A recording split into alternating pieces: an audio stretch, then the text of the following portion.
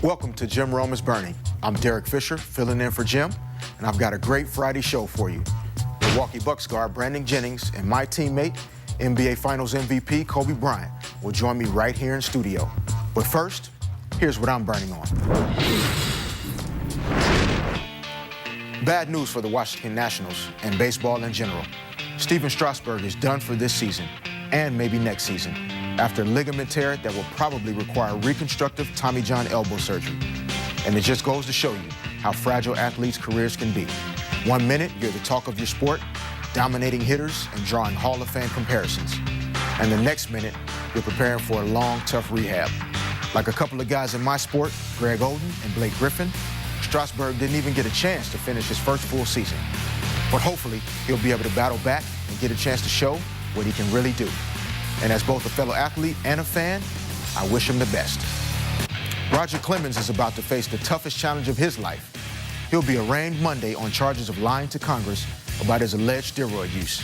And none other than Pete Rose has urged him to come clean and own up to his mistakes. First, Jose Canseco tells the truth about steroids, and now Pete Rose is a voice of reason. Look, I don't know if Clemens used PEDs or not, but I do know that the whole saga is sad. The steroid era has tarnished not only those who used, but also those who didn't, because everyone is under suspicion. And the best thing that could happen for the sport is for everyone who used to come clean. We're a forgiving country, and we love our athletes. So Pete is right in this case. If you did it, fess up, get it over with, and let's all move on. You just have to wonder if it's too late for the Rocket. And a drive to left. No doubt about it. Halfway up the pavilion.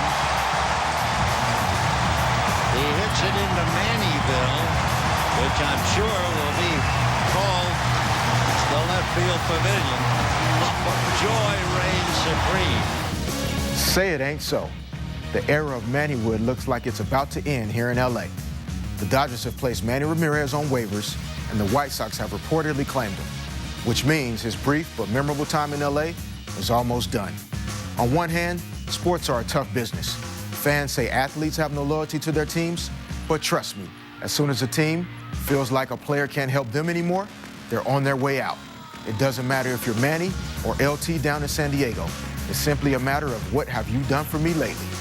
And except for that amazing hot streak when he first arrived, what Manny has done lately is not much.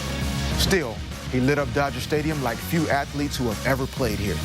I've seen firsthand the way Shaq and Kobe captivated this town, but it's hard to imagine an athlete doing it in such a short amount of time the way Manny did. His 15 minutes of fame are almost up, but one thing's for sure, he'll always be remembered here in LA. It's exciting to hit the ball, flush like this again.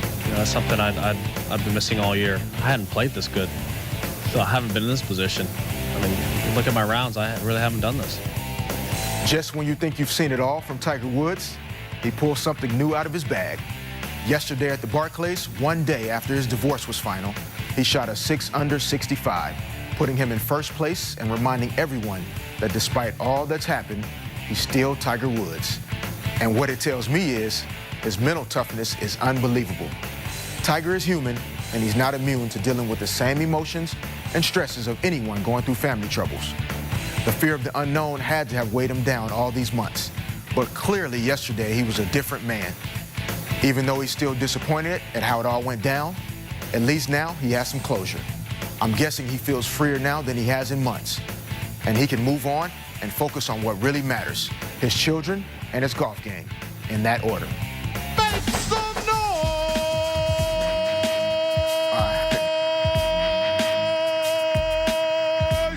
for your Miami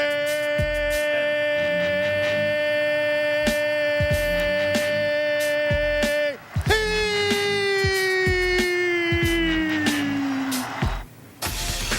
You might have heard a little bit about those guys this offseason, and all I have to say is we'll see you on Christmas Day. Later on, my teammate Kobe Bryant will be my guest. But coming up next, Bucks guard Brandon Jennings joins me right here in studio. Don't go anywhere.